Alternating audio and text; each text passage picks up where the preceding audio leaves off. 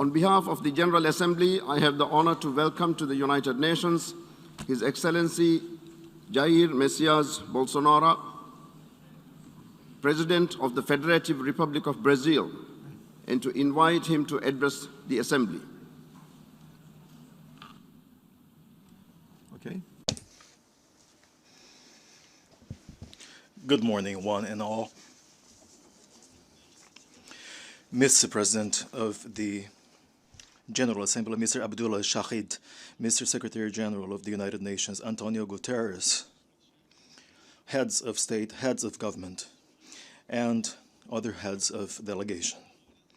Ladies and gentlemen, it is an honor to once again open the United Nations General Assembly. I come here to showcase a different Brazil vis-à-vis what is portrayed on newspapers or seen on television. Brazil has changed a great deal after we took office in January 2019. For 2 years and 8 months, we have had no concrete case of corruption. Brazil has a president who believes in God, respects the Constitution, values family principles, and is loyal to her people.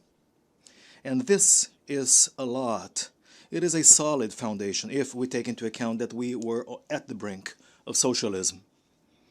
Our state-owned enterprises used to incur financial losses in the billions of dollars in the past, whereas now they are profitable companies. Our development bank was used to serve as a conduit to finance public works in communist countries with no collateral guarantees. It is the Brazilian people itself who honors or had to honor these commitments and costs. All of that has changed. I present to you now a new Brazil whose credibility has already been recovered in the world. Brazil currently has the largest investment partnership program with the private sector in its history, a program that is already in place and fully underway, being implemented. So far, $100 billion have been contracted in new investments, and $23 billion have been collected in concession projects granted.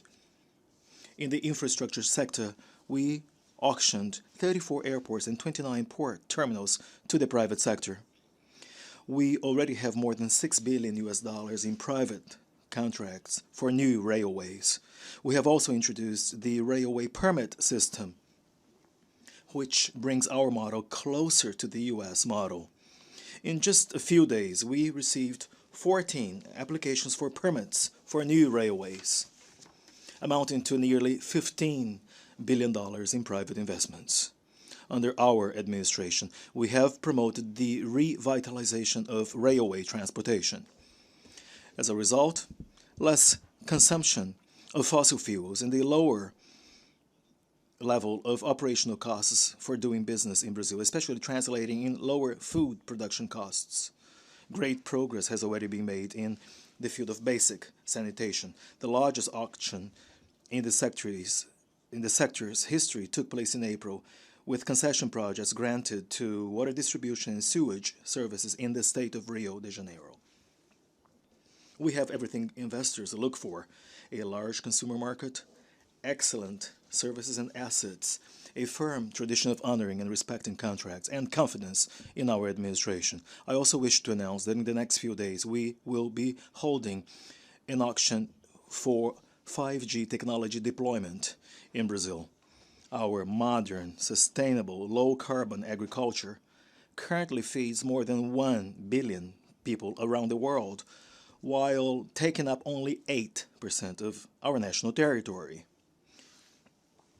No other country in the world has such a comprehensive and thorough environmental legislation like ours. Our forest code sets an example for other countries to follow. Brazil is a country that is as vast as a continent with great environmental challenges. We are talking about 8.5 million square kilometers, of which 66%, two-thirds of the territory, are native vegetation, the same pristine vegetation that was there since the early 1500s when the country was discovered. In the Amazon biome alone, 84% of the forest is pristine, untouched, while homing the planet's largest, greatest biodiversity. May I call to mind that the Amazonian region in Brazil is as big as the area of all of Western Europe. We have brought forward from 2060 to 2050 our goal of achieving climate neutrality, net zero. Human resources and funding allocated to strengthen environmental institutions have been doubled with a view to totally eliminating illegal deforestation. And the results of this important initiative are already visible. In the Amazon region, we have seen a drop of 32% in deforestation in August as compared to August last year. What other country in the world has an environmental preservation policy like ours? Ladies and gentlemen, you are all invited to come and visit our Amazon. Brazil today is already an example in energy generation. 83% of our energy comes from renewable sources. At the upcoming COP26 conference, we will pursue consensus on rules governing a global carbon credit market, and we do hope industrialized countries will actually fulfill their commitments to climate funding at substantial amounts. The future of green jobs lies in Brazil. Renewable energy plus sustainable agriculture plus low-carbon industries, basic sanitation, waste management, and tourism. We have ratified the Inter-American Convention on Racism and related forms of intolerance.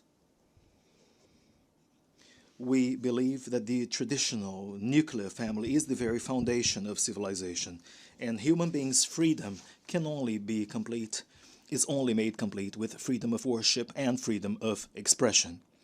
14% of the Brazilian territory, in other words, more than 110 million hectares, an area as big as Germany and France together, is devoted to indigenous reserves.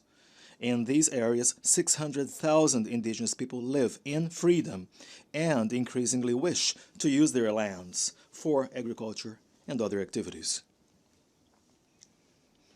Brazil has always taken part in the United Nations peacekeeping missions from Suez to the Congo, from Haiti to Lebanon. My country has always welcomed refugees. At our border with neighboring Venezuela, Operation Welcome, conducted by the federal government, has already received and welcomed 400,000 Venezuelan citizens who have been displaced due to the serious political economic crisis bred by the dictatorship regime. The future of Afghanistan is also cause of deep concern for us. We will grant humanitarian visas to Afghan Christians, women, children, and judges. As we celebrate the 20th anniversary of the attacks against the United States of America on September 11th, 20 years ago, we repudiate terrorism in all of its form. In 2022, Brazil will again hold a seat at the United Nations Security Council. I wish to thank the 181 countries out of a total of 190 countries that have trusted Brazil to that effect. It is the result, the visible result of a serious foreign policy, responsible foreign policy led by our Ministry of Foreign Affairs. We support a reform of the United Nations Security Council where we seek a permanent seat. The pandemic has caught everyone by surprise in 2020. We do regret all of the deaths that took place in Brazil and worldwide. I have always advocated that we should fight the virus and unemployment at the same time and with the same sense of responsibility. Isolation and lockdown measures left a legacy of inflation, particularly in foodstuffs all over the world. In Brazil, to cater to the needs of the low-income population who were forced to stay at home by decisions taken by governors and mayors, people who lost their income, we granted an emergency aid of $800 to 68 million people in 2020. May I call to mind that we came to the end of 2020, the year of the pandemic, with more formal jobs than was the case back in December 2019, thanks to the actions led by our government, such as, for example, programs to ensure employment conditions and income, which have cost us nearly 40 billion US dollars. This year, in the first 7 months alone, we created nearly 1,800,000 new job posts. May I also call to mind that the growth rate forecast for 2021 is estimated at 5%.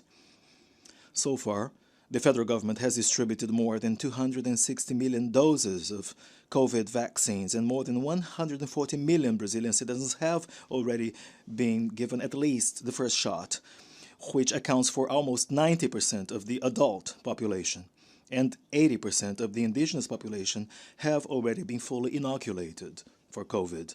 By November this year, all citizens who have chosen to be vaccinated in Brazil will be duly covered. We support vaccination efforts. However, my administration has not supported a vaccine or health passport or any other vaccine-related obligation. Since the pandemic started, we have supported doctors' professional autonomy in the quest for early treatment measures, in line with recommendations issued by the Brazilian Federal Council of Medicine. I myself underwent early treatment for COVID. We, of course, respect the professional doctor-patient relations as regards decisions on the proper medication to be used and also the potential for off-label use. We cannot understand why many countries, together with a large portion of the media, took a stance against early treatment measures. History and science will certainly be wise enough to hold everyone accountable. Last September the 7th, our National Independence Day, millions of Brazilians peacefully and patriotically took to the streets in the largest demonstration in our history, to show that they will not give up on democracy, they will not give up individual freedoms, and that they do support our administration. As I have shown, Brazil currently experiences new times. In the economy, we have had one of the best performance levels among emerging countries. My administration has recovered foreign credibility, and today Brazil is one of the best investment destinations in the world. And it is here, at this General Assembly, that we envision a world with more freedom, more democracy, more prosperity and peace.